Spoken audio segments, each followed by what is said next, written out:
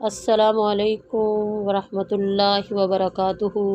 ربی اشرح لی صدری ویسر لی امری واحلل عقدۃ من لسانی یفقہوا قولی رب زدنی علما۔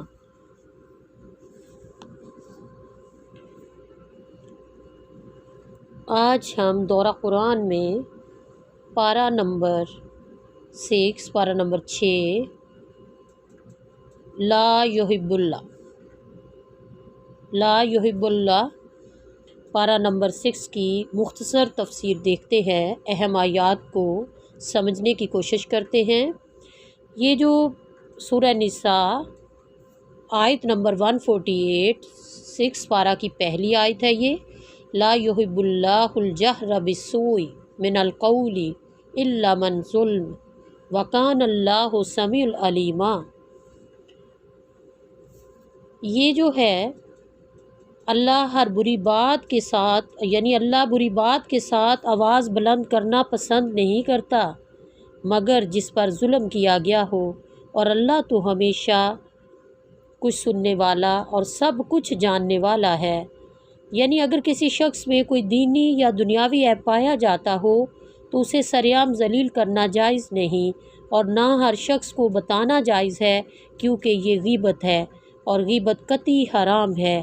البتہ جب کوئی شخص ظلم پر اتر آئے تو مظلوم کو حق حاصل ہے کہ وہ اس کی زیادتی کے خلاف آواز بلند کرے، خصوصاً جہاں آواز بلند کرنے سے اس پر ظلم رک سکتا ہو یا اس کا کوئی مداوع ہو سکتا ہو۔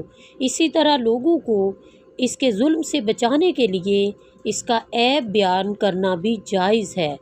اسی طرح کوئی شخص باوجود وسعت کے دوسروں کا حق نہ دیتا ہو، یعنی امت پر ظلم ہے اور کوئی شخص باوجود وسعت کے دوسروں کو اس کا حق ہی نہ دیتا ہو تو اس کو طعن و ملامت کرنا بھی جائز ہے۔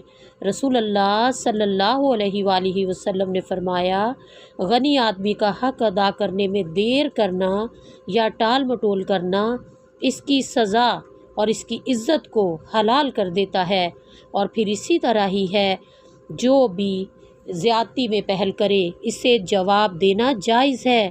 آپ صلی اللہ علیہ وآلہ وسلم نے فرمایا، آپس میں گالی گلوچ کرنے والے وہ دونوں جو کچھ بھی کہیں سب گناہ پہلے والے پر ہے جب تک مظلوم زیادتی نہ کرے، اور ظالم کے حق میں بد دعا کرنا جائز ہے۔ سورہ شورى کی آیت نمبر 41۔ کوئی بھی شخص زبردستی اس کے منہ سے برا کلمہ نکلوائے تو وہ بھی اس کے تحت جائز ہے۔ ایک شخص نے رسول اللہ صلی اللہ علیہ وآلہ وسلم کے پاس ہمسائے کی زیادتیوں کی شکایت کی۔ آپ نے اپنا سامان گھر کے باہر رستے میں نکال کر رکھ دینے کا مشورہ دیا۔ اب جو گزرتا پوچھتا کہ وہ بتاتا، ہمسائے کا ظلم بتاتا۔ ہمسائے نے جب یہ دیکھا تو پھر یہ دیکھ کر معذرت کر لی اور آئندہ سے تکلیف نہ پہنچانے کا جو تھا وہ وعدہ بھی کر لیا، اور سامان کو اندر رکھنے کی درخواست کی۔ یہ ابو داؤد کی جو ہے وہ حدیث ہے۔ پھر اسی طرح جو تھا، چونکہ ظالمین جتنے بھی ہوں ان کو وہ ظلم تو کرتے ہیں، لیکن اللہ تو جو ہے وہ وکان اللہ سمیع العلیم ہے، یعنی اگر مظلوم زیادتی کرے گا تو اللہ کو وہ سب معلوم ہے۔ اور پھر آیت 149، اس آیت میں معاف کر دینے کی ترغیب ہے، یعنی اگرچہ ظالم کا شکوہ اس کے حق میں بد دعا جائز ہے، تاہم عفو درگزر سے کام لینا بہتر ہے، کیونکہ اللہ تعالیٰ خود پوری قدرت رکھنے کے باوجود بہت معاف کرنے والا ہے۔ رسول اللہ صلی اللہ علیہ وآلہ وسلم نے فرمایا، مال صدقے سے کم نہیں ہوتا، اور معاف کر دینے سے اللہ تعالیٰ بندے کی عزت میں اضافہ ہی کرتا ہے، اور کوئی شخص اللہ کے لیے نیچا نہیں ہوتا مگر اللہ اسے اونچا کر دیتا ہے۔ بے شک وہ لوگ جو اللہ اور اس کے رسولوں کے ساتھ کفر کرتے ہیں اور چاہتے ہیں کہ اللہ اور اس کے رسولوں کے درمیان تفریق کریں، اور کہتے ہیں ہم بعض کو مانتے اور بعض کو نہیں مانتے، اور چاہتے ہیں کہ ان کے درمیان کوئی راستہ اختیار کریں۔ یہ آیات ہیں، اس کا مطلب یہ ہے کہ بعض لوگ اللہ کو تو مانتے ہیں لیکن بعض رسولوں کا انکار کرتے ہیں، جیسے یہود جو ہیں وہ موسیٰ علیہ السلام کو تو مانتے ہیں لیکن حضرت عیسیٰ علیہ السلام اور حضرت محمد صلی اللہ علیہ وآلہ وسلم کا انکار کرتے ہیں۔ تو پھر یہ اسی طرح ہی ہے کہ بعض ایسے لوگ جو اللہ کو مانیں اور اللہ کے رسولوں پر ایمان نہ لائیں تو یہ کفر ہے۔ آیہ 152، وہ لوگ جو اللہ اور اس کے رسولوں پر ایمان لائے اور ان میں سے کسی کے درمیان تفریق نہ کی، یہی لوگ ہیں جنہیں وہ عنقریب ان کا اجر دے دے گا، اور اللہ تو ہمیشہ سے بے حد بخشنے والا اور بے حد مہربان ہے۔ یہ ان قوموں کے لیے ہے، یعنی امت محمدیہ جو ہے، امت محمدیہ صلی اللہ علیہ وآلہ وسلم جو تمام پیغمبروں پر ایمان رکھتی ہے، یہ ان کے لیے بشارت ہے۔ اور یہ وہی لوگ ہیں کہ ان کے کفر کے سبب اور ان کا کہنا یعنی بہتان باندھنا مریم پر بہتان عظیم ہے، یعنی مریم علیہ السلام پر انہوں نے عیسیٰ علیہ السلام کے معجزات دیکھنے کے باوجود بھی ان کی نبوت کا انکار کر کے صریح کفر کا ارتکاب کیا، اور پھر مریم علیہ السلام کی طرف زنا کی نسبت کر کے مزید بہتان باندھا۔ اور اس کے علاوہ ان کے کہنے کی یہ وجہ کہ بلا شبہ ہم نے ہی مسیح عیسیٰ ابن مریم کو قتل کیا جو اللہ کا رسول تھا، حالانکہ نہ انہوں نے اسے قتل کیا اور نہ اسے سولی پر چڑھایا اور نہ ان کے لیے کسی مسیح کا شبیہ بنا دیا گیا۔ بے شک وہ لوگ جنہوں نے اس کے بارے میں اختلاف کیا یقیناً اس کے متعلق بڑے شک میں ہے، اور انہیں اس کے متعلق گمان کی پیروی کے سوا کچھ بھی علم نہیں، اور انہوں نے یقیناً اسے قتل نہیں کیا ہے۔ اللہ تعالیٰ نے انہیں اپنی طرف اٹھا لیا ہے، اور اللہ ہمیشہ سے ہر چیز پر غالب ہے، کمال حکمت والا ہے۔ یہ اللہ تعالیٰ نے اپنی قدرت کاملہ سے عیسیٰ علیہ السلام کو آسمان پر زندہ اٹھا لیا، یہ صحیح حدیث سے بھی ثابت ہے۔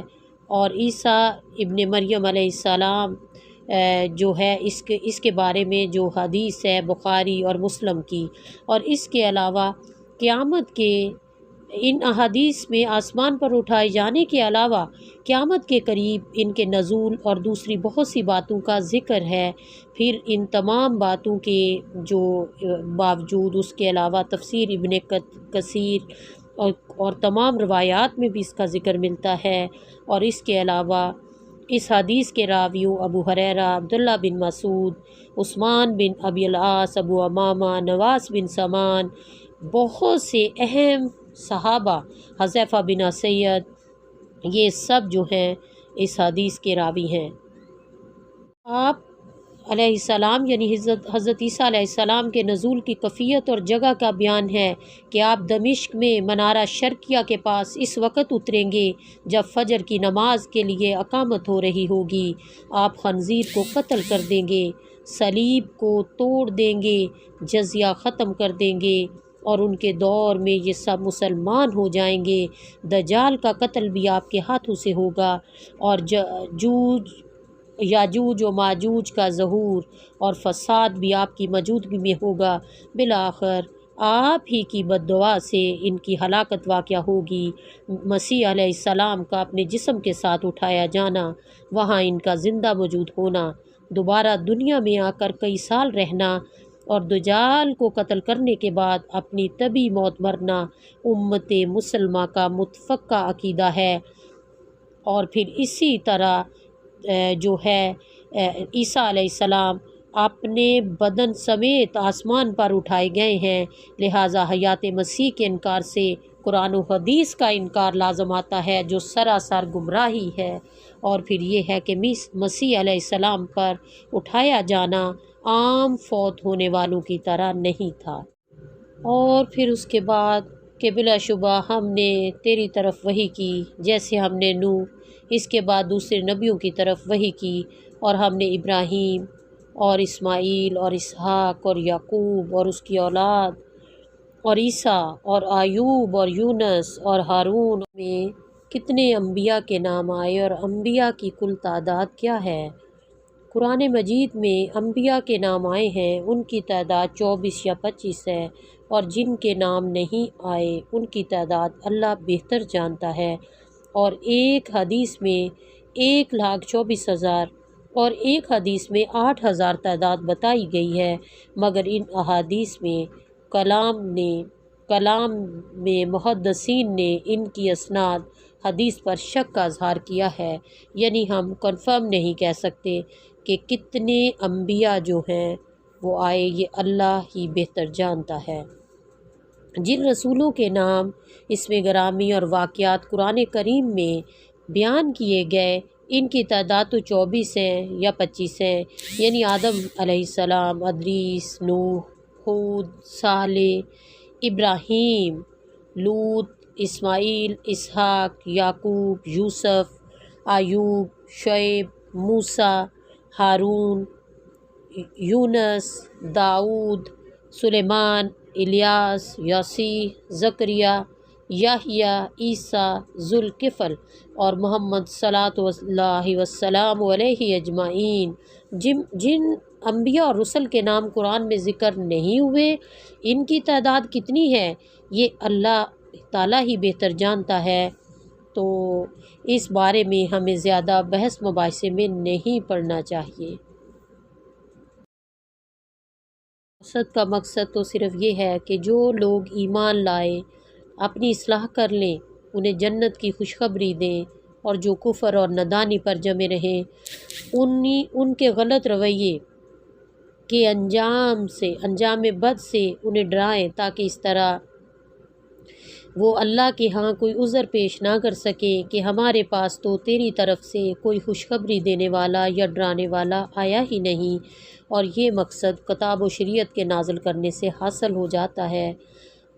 تو اسی لیے یہ ہے کہ ہمیں تمام انبیاء پر ایمان لانا ہے، ہمیں اپنے رب کے حکم کو ماننا ہے، ہمیں قرآن کو ماننا ہے، ہمیں محمد صلی اللہ علیہ وآلہ وسلم کو خاتم النبیین ماننا ہے۔ اس کی شہادت دیتا ہے کہ اس کے متعلق جو اس نے تیری طرف نازل کیا اس نے اسے اپنے علم سے نازل کیا ہے، اور فرشتے شہادت دیتے ہیں اور اللہ گواہ ہے کہ کیونکہ اللہ تعالیٰ گواہی دیتا ہے کہ اس نے قرآن اپنے علم اور حکمت بالغہ کے ساتھ نازل کیا۔ یہ مطلب اس کا یہ بھی ہو سکتا ہے کہ اس نے یہ قرآن اپنے علم سے یعنی خوب جانتے ہوئے اتارا ہے کہ دنیا بھر کے انسانوں سے بڑھ کر آپ ہی اس چیز کے اہل تھے کہ آپ پر یہ قرآن نازل کیا جاتا ہے۔ جن لوگوں نے کفر کیا اور اللہ کے راستے سے روکا، یقیناً وہ گمراہ ہیں، بہت دور گمراہ ہو گئے۔ ان لوگوں سے مراد یہودی ہیں جو نبی صلی اللہ علیہ وآلہ وسلم پر ایمان نہ لاتے اور لوگوں کو بھی یہ کہہ کر روکا کرتے تھے کہ اس شخص کی کوئی صفت ہماری کتاب میں مذکور نہیں، یا تو یہ نبوت کا دائرہ تو ہارون اور داؤد علیہ السلام کی اولاد تک محدود ہے، یا پھر موسیٰ علیہ السلام کی لائی ہوئی شریعت منسوخ نہیں ہو سکتی۔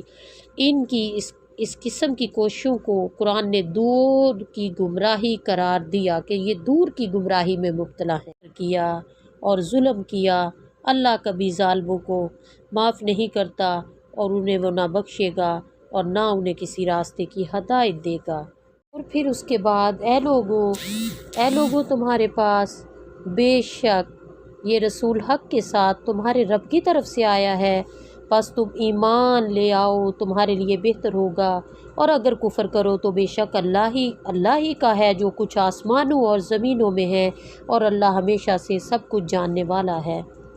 وَالنَّاسُ قَدْ جَاءَكُمْ رَسُولٌ بِالْحَقِّ، متعدد طریقوں سے یہود کے اعتراضات اور شبہات کی تردید اور قرآن کی حقانیت ثابت کرنے کے بعد اب سب لوگوں کو آپ صلی اللہ علیہ وآلہ وسلم کی رسالت اور قرآن پر ایمان لانے کی دعوت دی جا رہی ہے، جن میں یہود بھی شامل ہے کہ جب یہ رسول برحق ہے اور قرآن بھی اللہ کی سچی کتاب ہے تو تمہیں لازم ہے کہ اس دعوت کو قبول کر لو، اس میں ہی تمہارا بھلا ہے اور انجام کے لحاظ سے بھی بہتر ہے، ورنہ یاد رکھو کہ زمین و آسمان میں جتنی بھی مخلوق ہے سب کا مالک اللہ تعالیٰ ہے، اس کا تمہارے ایمان لانے یا نہ لانے سے کچھ بھی نہیں بگڑتا۔ یہ سورہ ابراہیم آیت نمبر 8 ہے۔ 171 کہ اہل کتاب اپنے دین میں حد سے نہ گزرو اور اللہ پر مت کہو مگر حق، نہیں ہے مسیح عیسیٰ ابن مریم مگر اللہ کا رسول، یعنی وہ اللہ کا رسول، یعنی مگر اللہ کا وہ رسول ہے، یعنی وہ نہیں ہے، اور اس کا کلمہ جو اس نے مریم کی طرف بھیجا اور اس کی طرف سے ایک روح ہے، پس اللہ اور اس کے رسولوں پر ایمان لاؤ اور مت کہو کہ تین ہیں، باز آ جاؤ، تمہارے لیے یہی بہتر ہے۔ اللہ تو صرف ایک معبود ہے، وہ اس سے پاک ہے، اس کی کوئی اولاد نہیں، جو کچھ آسمانوں اور زمینوں میں ہے سب اسی کا ہی ہے، اور اللہ بطور وکیل کافی ہے۔ یعنی اس آیت میں یہود کے شبہات کے جواب دینے کے بعد اب اس آیت میں نصارہ کے شبہ کی بھی تردید کی جا رہی ہے۔ یہ خطاب یہود و نصارہ دونوں سے ہے، اس لیے کہ غلو راہ اعتدال کے چھوڑ دینے کا نام ہے، اور ایک طرف نصارہ نے مسیح علیہ السلام کے بارے میں افراد سے کام لے کر ان کو اللہ کا بیٹا قرار دے رکھا تھا، اور دوسری طرف یہود نے مسیح علیہ السلام کے متعلق یہاں تک کہ تفرید برتی کہ ان کو رسالت کا بھی انکار کرتے تھے۔ تو قرآن نے بتایا کہ یہ دونوں فریق غلو کر رہے ہیں۔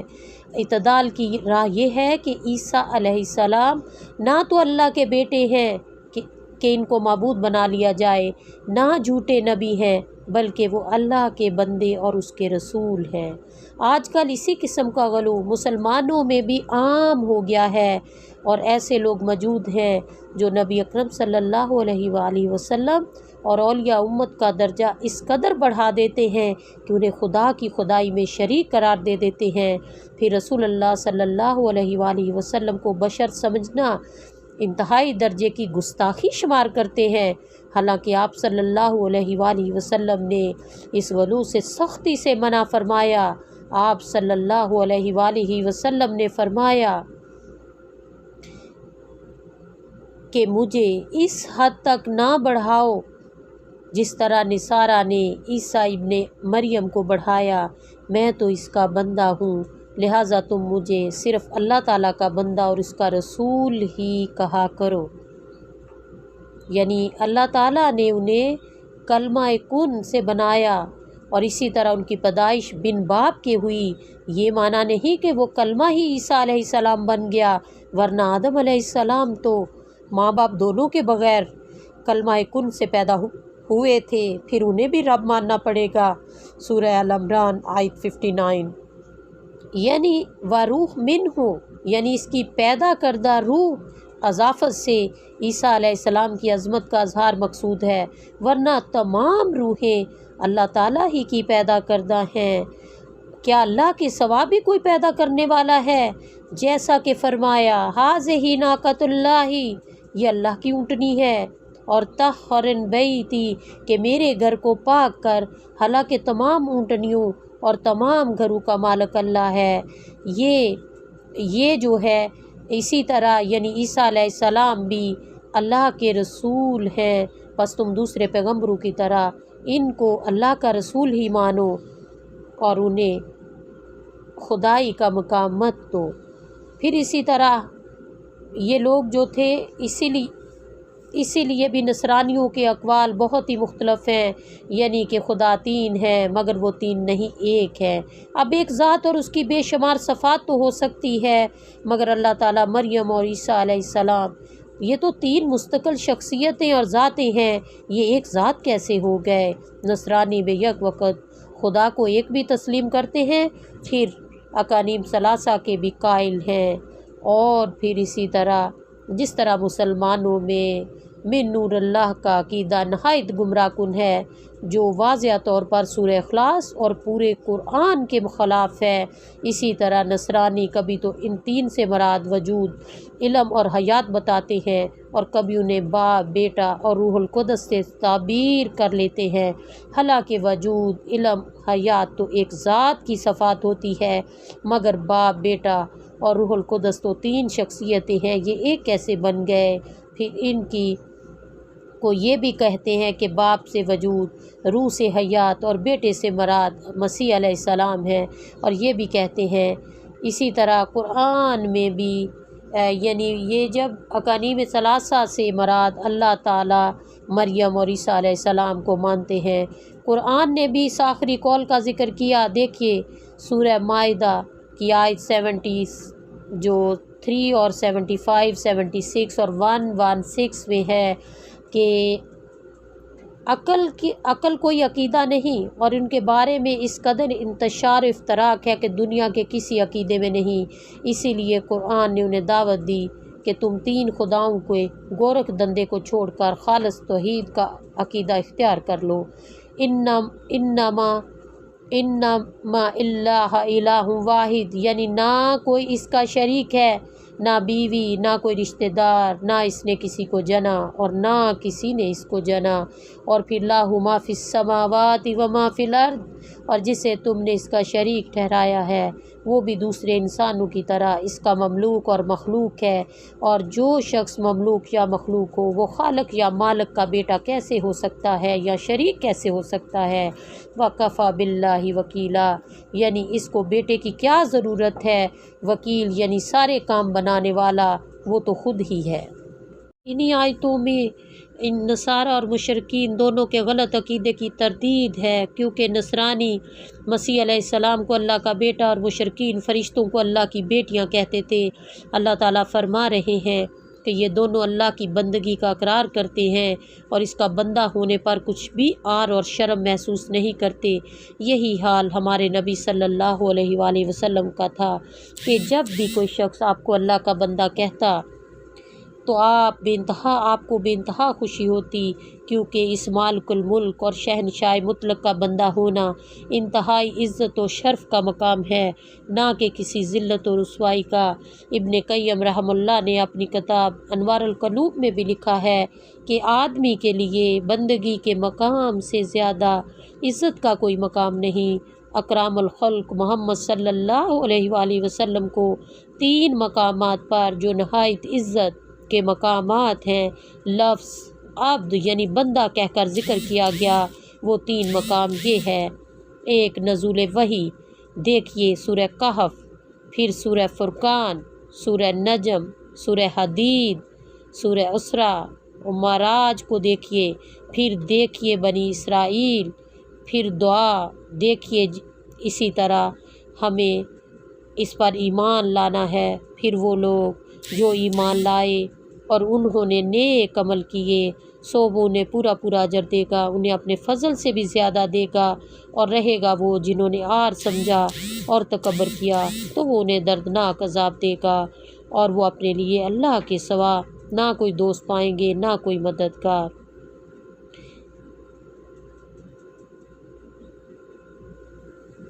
اور پھر جب اللہ تعالیٰ نے تمام گمراہ فرقوں، کفار، مشرکین، منافقین، یہود و نصارہ پر دلائل قائم کر دیے اور ان کے شکوک و شبہات کی بھی مکمل تردید فرما دی، تو اب اس آیت میں رسول اللہ صلی اللہ علیہ وآلہ وسلم پر ایمان لانے کی عام دعوت دی کہ تمہارے پاس رسول اللہ کے نبی پر حق ہونے کی واضح دلیل آ چکی، اور ہم نے حق کو واضح کرنے والا نور یعنی قرآن مجید نازل فرمایا، جو انسان کو ضلالت کے اندھیروں سے نکال کر ہدایت کی روشنی کی طرف لاتا ہے اور دل میں نور ایمان پیدا کرنے کا سبب۔ اس کی ابتدا جو ہوئی تھی تقوی کے حکم کے بعد اموال کے احکام سے ہوئی تھی، اب انہی احکام کے ساتھ سورت کا اختتام ہے، اور اسی صورت میں مخالفین سے مجادلہ اور ان کی تردید ہے۔ پھر عبداللہ رضی اللہ عنہ فرماتے ہیں رسول اللہ صلی اللہ علیہ وآلہ وسلم میرے پاس تشریف لائے، میں اس وقت بیمار اور بے ہوش تھا، آپ نے وضو کیا، پھر وضو کے بچے ہوئے پانی سے مجھ پر چھینٹے مارے، فرمایا اس پر چھینٹے مارو، جس سے مجھے ہوش آ گیا۔ میں نے عرض کی میں کلالہ ہوں، یعنی میری میراث کیسے تقسیم ہوگی؟ تو اس پر یہ آیت نازل ہوئی۔ بعض نے اس پر استدلال کیا کہ جس کی اولاد نہ ہو، خواہ اس کا باپ زندہ ہو، اسے کلالہ ہی کہا جائے گا، یعنی کلالہ اس مرنے والے کو کہا جاتا ہے جس کا باپ یا دادا نہ ہو اور اولاد بھی نہ ہو، یہ کیونکہ باپ کی موجودگی میں بہن سرے سے وارث نہیں ہوتی، باپ اس کے حق میں حاجب بن جاتا ہے، لیکن یہاں اللہ تعالیٰ فرما رہا ہے کہ اگر اس کی بہن ہو تو وہ اس کے نصف مال کی وارث ہوگی، جس سے صاف معلوم ہوتا ہے کہ کلالہ وہ ہے کہ اولاد نہ ہونے کے ساتھ ساتھ باپ دادا بھی نہ ہوں۔ یوں اولاد کی نفی تو الفاظ سے واضح ثابت ہو گئی، اور باپ کی نفی اشارے سے۔ اولاد سے مراد بیٹا بیٹی اور بیٹے کی اولاد ہے۔ اسی طرح بہن سے مراد یعنی سگی بہن یا الاتی بہن یعنی باپ شریک بہن ہے، کیونکہ خیافی بہن جو صرف ماں کی طرف سے ہو، اس کا حکم پہلے سورہ نساء میں گزر چکا ہے۔ پھر سورہ مائدہ کا زمانہ نزول کیا ہے؟ سورہ مائدہ مدنی سورہ ہے۔ مسند احمد میں ام المومنین حضرت عائشہ صدیقہ رضی اللہ عنہا فرماتی ہیں کہ یہ سورت سب سے آخر میں نازل ہوئی، لہٰذا اس کے حلال کو حلال اور اس کے حرام کو حرام سمجھو، یعنی دین میں اس کے بعد کوئی تبدیلی نہیں ہوئی۔ حرمت والے مہینوں کے بارے میں پھر ہے کہ ذوالقعدہ، ذوالحج، محرم اور رجب حرمت کے مہینے ہیں۔ پھر دین میں جو ہے اس کے مکمل ہونے پر کون سی آیت نازل ہوئی؟ الیوم اکملت لکم دینکم واتممت علیکم نعمتی وردیت لکم اسلام دینا۔ خوشی منانے کے لیے کوئی دن یا رات مقرر کرنے کا حکم کیا ہے؟ طارق بن شہاب رحم اللہ فرماتے ہیں کہ ایک یہودی نے عمر بن خطاب رضی اللہ عنہ سے کہا، آپ اپنی کتاب میں ایسی آیتیں پڑھتے ہیں، ایک ایسی آیت پڑھتے ہیں کہ اگر ہم یہودیوں کی کتاب میں یہ آیت نازل ہوئی ہوتی تو ہم اس کے نزول کے دن کو عید کا دن بنا لیتے۔ آپ نے فرمایا کون سی آیت؟ اس نے یہ آیت پڑھی، الیوم اکملت لکم دینکم واتممت علیکم۔ تو یہ سن کر حضرت عمر نے فرمایا، ہم اس دن اور جگہ کو جانتے ہیں جب یہ آیت رسول اللہ صلی اللہ علیہ وآلہ وسلم پر نازل ہوئی تھی۔ آپ 9 ذوالحجہ کو عرفہ میں تھے، پچھلے پہر کا وقت تھا اور جمعہ کا دن۔